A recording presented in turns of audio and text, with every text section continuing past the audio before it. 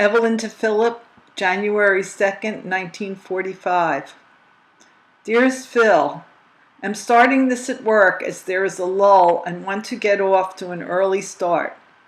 I caught up even further on my correspondence by getting off letters to Snuff and Maxie Brown. Now I owe Red a letter, and then everyone will owe me a letter. This afternoon, before getting to work, I stopped at the wholesaler for some handbags that Mr. Bellet had recommended on Saturday. His first comment was, "Why did you wait till after Christmas? I haven't much of a selection now, and you'll have to take what's left, if you like it." He said I could have anything I wanted, and after showing me Skeen Teen bags, I settled for only two. A nice black leather one for Mom and a copper-colored leather envelope bag for me to go with my copper-colored Oxfords. Mom's bag is also an envelope bag, but it is a nicer style than mine.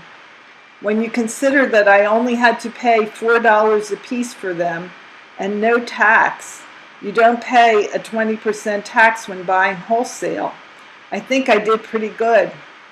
He told me he would have an entirely new selection in about a month, so I'll stop up at that time and see what I can get for my mom and something for me in a black bag.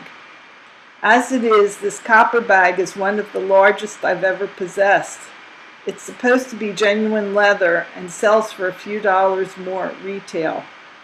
I have high hopes of hitting a huge jackpot upon my arrival home, for when you consider that the last letters received from you a few days ago were those of the 6th, 7th, and 9th December, then you know why.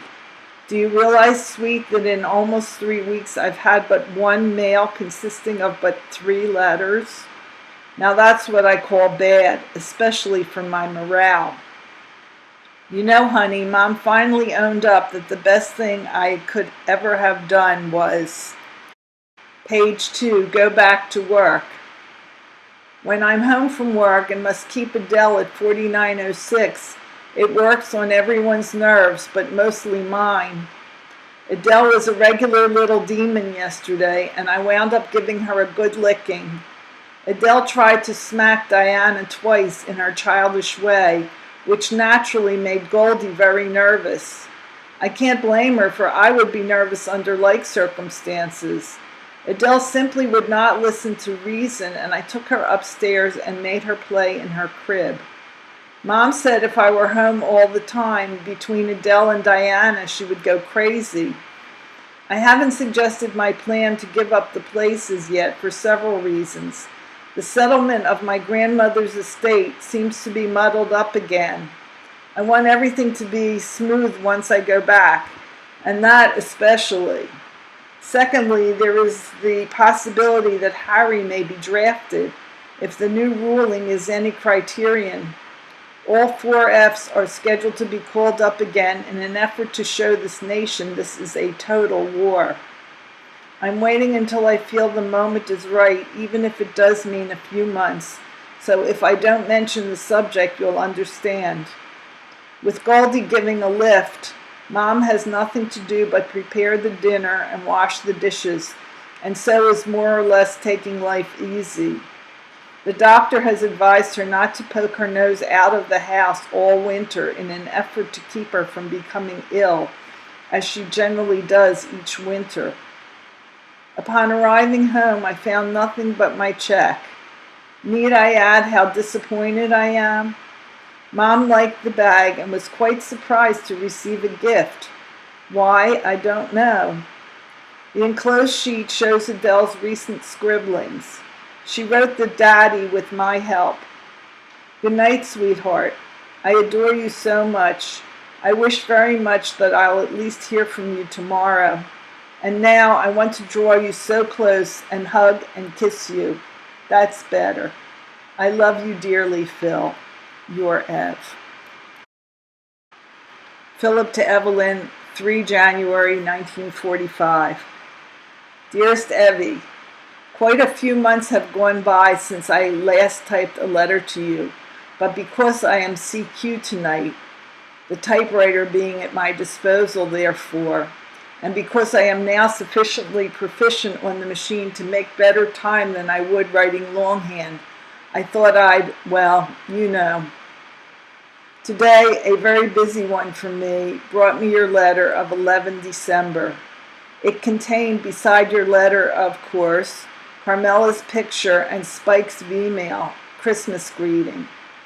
Carmela, I wonder how old she is now, is not pretty, I agree, but I think the picture doesn't flatter her.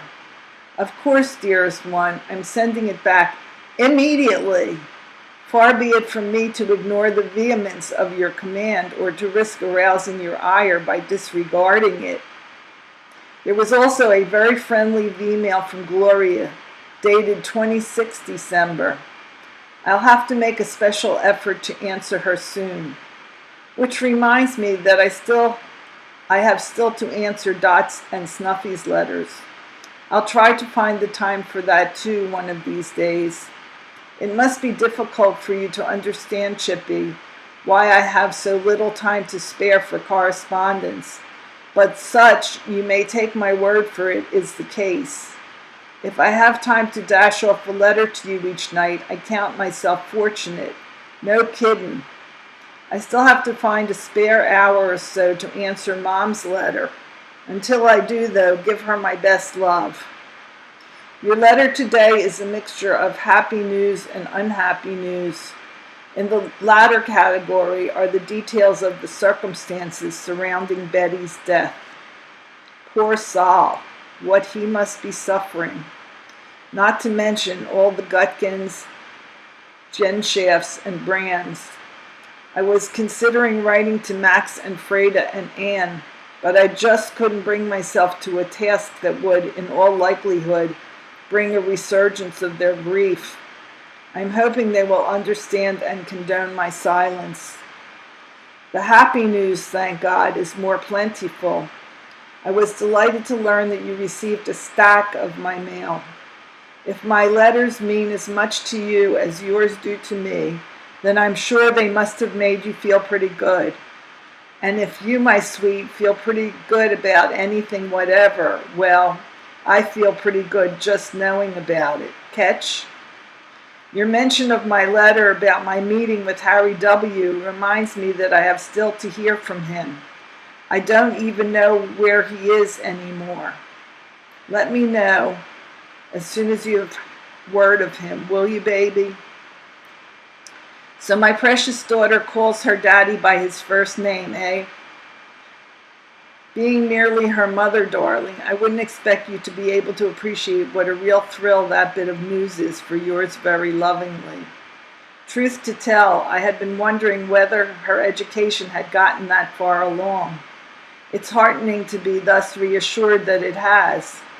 Incidentally, sweet, is my little girl, as you now choose to call her, aware of her dad's own nickname for her. I may be wrong, but I feel that it will be quite a few years before I will feel like calling her anything but Pumpkin. So if she is ignorant of this, I think it might be a good idea to acquaint her, by means best known to you, with my designs on her dignity. I think it only fair to warn her so that she may give some thought to defending a true lady's most precious possession, her dignity. You must admit, Chippy, that the appellation I choose to call her by is a serious deterrent on any design she may have towards sophistication. Perhaps that is the real reason for my desire to know her as my Pumpkin. I think that subconsciously or instinctively, I dread the day when she will be old enough to convincingly wear the mantle of reserved sophistication, because that happenstance suggests to my all too impressionable mind that I will be excluded from her thoughts and confidences, and the mere thought of such an eventuality depresses me beyond my power to explain to you. But I didn't mean to go morbid on you, baby. It's just another confession of some of the screwy thoughts that your hubby is heir to at odd moments. As to page 2, your suggestion that she is no longer a baby, but that the best I can hope for is that she will one day be my little girl, Allow me to put your mind at ease, darling. The plain truth is, and you must have suspected it, that I much prefer my little girl to my baby. As a matter of fact, and this may surprise you, I don't remember ever wanting or even visualizing a baby girl. What I adored and hoped to reproduce was the image of Barbara as a little girl between the ages of 2 and 5 years. I don't even remember what Barbara looked like at 8 months or a year. So you see, Chippy, shameful as it may seem in your eyes, I wanted a baby girl only because she would one day be my little girl. I'm not sure that this isn't an altogether selfish viewpoint, but at any rate, if you were tormenting yourself with regrets that I saw very little of my baby, you may feel much better that I feel as I do. Furthermore, I am supremely confident that I will see and know my little girl long before she grows out of that category. While I'm on the subject, I want you to know, sweet, that I'm awaiting the pumpkin's next picture with the greatest impatience. Almost forgot to tell you that this is my first letter of the new year, honey, and why I couldn't write on either the 1st or 2nd. Come to think of it, I didn't write on the 31st December either. The 31st was New Year's Eve, as if you didn't know. Klein had been pestering me all day to go to the party at the D's, to which we had both been invited, but I hadn't committed myself because I didn't have a fresh uniform to wear. We stopped in at the Aero Club for a snack, and Klein called the D's on the phone to tender our regrets. While he was phoning, Sergeant Murphy happened along. I was talking with him when Klein came back, all excited. It seemed that the D's insisted that we come out, and that there was plenty to eat and drink. Anyhow, to make a long story short, I reconsidered, asked the all-too-willing sergeant to come along, and put in a call for a cab to take us to town. Unfortunately, all the cabs were booked up until 1:30 a.m., so we decided to sweat out a ride at the gate.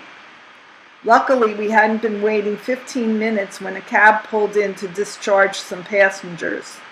It was a lovely night, clear and cold and moonlit. The frost in some places was so heavy that it looked like snow in the moonlight. Arrived at the D's, we were met, and how, by an English soldier, drunk as a lord and demanding to know if we were lancemen, and generally making a fuss over us and a nuisance of himself. Inside, where Dave D. met us at the door with a shot of whiskey apiece, there was another English soldier, 2 ATS girls, Mr. and Mrs. D., Faye, Harry, and the professor, Mr. and Mrs. Marks, Mr. D.'s niece, who had come up from London, and his mother. There was a great to-do when we came in. Everyone pressed drinks on us, and Sergeant Murphy was lionized. We were going to have our little joke by introducing him as Sergeant Cohen, and we had talked about it on the way, but trust your absent-minded hubby to give the game away by introducing him by his right name. However, Murph got a hell of a lot more attention as the good-looking Irishman that he is than he could ever have received otherwise. Everyone put himself out to be nice to him. Beer, wine, and gin were forced upon him faster than he could drink it. Mr. Marks even essayed to sing a chorus of Irish Eyes, but forgot the words halfway through the piece. Mrs. Marks came through to uphold the honor of the family, though, by finishing it on the piano. Klein, of course, was his usual ebullient self. He kitzeled Fagula, made overtures to the rather fast-looking niece, sang Jewish songs for the edification of the old lady, danced with everyone or by himself, mugged all over the place, and through it all managed to consume prodigious quantities of drinks. Your ever-loving hubby, in the meantime, was devoting himself to the many good things to eat. Nor did I for a moment neglect the beer and the wine. I've gotten drunk before and a lot less than I had this night, but for some inexplicable reason, the drinks had no effect whatever on me. Perhaps if I had imbibed some gin, I might have felt it. But if you remember, Chippy, I once had a very unhappy experience with that detestable brew, and the mere smell of it is enough to make me sick. So I wisely stuck to the beer and wine. Klein has the same trouble with gin, but he has no willpower, and he wound up a very, very sick GI. Murphy, on the other hand, was a revelation. I myself brought him 5 stiff shots of gin, a couple of, page 3, glasses of beer and wine, and everyone else took special pains to see that he always had a drink in hand. He must have drunk at least as much as Klein, and I was watching him closely, but he might just as well have been drinking water for all the effect it had on him. Well, Chippy, we certainly saw the old year out and the new one in the prescribed tradition. At the stroke of 12, we toasted each other in whatever was in our glass at the time, sang Auld Lang Syne, and shook hands all round, wishing everyone a Happy New Year. Klein did the typical thing for him. He kissed everyone, and by that I mean that he missed no one. When the girls came over to wish me a Happy New Year, I was almost in a panic lest one of them might get any bright ideas about kissing me. I knew that if one did, the others would follow suit, and the prospect didn't appeal to me a little bit. Fortunately for me, though, they did nothing more aggressive than shake my hand and hold their heads so that I could kiss them easily if I were so minded. I just shook hands, wished them all a Happy New Year, and pretended not to notice that their lips were so accessible. Murphy adopted the same policy. If I know you, sweet, you will say that I carried my prudishness a little too far on this occasion, but I abhor promiscuous kissing, always have, and I wasn't having any, thank you, if I could possibly wriggle out of it. The English soldiers and ATS girls took their leave soon afterward, and a little later Mr. and Mrs. Marks said their goodbyes. About this time, Murphy and I were having our hands full with Klein, who had passed out in the bathroom. The cabbie who had brought us promised to stop for us, but he never showed up. Later, when we had brought Klein around to the point where he could stand, we took off for the cab rank. There just wasn't a cab to be had. However, Klein has had plenty of experience with like stalemates, so when he advised us that our best bet was the police station, we went without question. 2 bobbies were on duty when we got there. We explained the situation, and they told us to have a seat while they rassled up a cab. Within a half hour, we were on our way back to base, and that was that. All in all, we had a damn good time. It goes without saying, of course, that I would far rather have spent the evening over an ice cream soda with you, baby, but under the circumstances, I enjoyed myself far better than I expected. The next day, being New Year's Day, the company was off. Almost everyone slept till dinner time. Dinner was a repetition of Christmas dinner, turkey and all the trimmings, only better, because this time the pumpkin pie was edible. In the afternoon, I played pinochle with 2 of my hut mates. Supper was out of the question, so feeling rather drowsy and lazy after the long pinochle session, I decided to take a nap till 7 o'clock when I intended to get a letter off to you and then take in Pin-Up Girl at the second show. You know the rest. It's an old story. Klein woke me at 8 to go to the movies with him. Nor would he take no for an answer when I told him I wanted to spend what was left of the night getting that letter off to you. I would be lying if I tried to pretend that I was entirely averse to going to the movies. I had missed Pin-Up Girl the last time it played here, and I was rather looking forward to seeing it. But I must admit that I had to ignore the dictates of my conscience when I passed up writing to go to the movies. For that I must ask your forgiveness, Chippy. Would you feel any better about it if I told you that I enjoyed the picture very much? No, I don't suppose it would. Maybe if I told you that I felt uneasy afterwards for depriving you of the letter? No? Well, in that case, I can only repeat that I'm sorry about the whole thing. Besides, I think you will agree that this longing kind of makes up for it, huh? It's exactly 12:10 now, baby, and I'm very tired and sleepy, so I'll say my fondest good night at this point. I adore you, Ev, dearest. A big hug and kiss for the pumpkin from her loving daddy, Phil.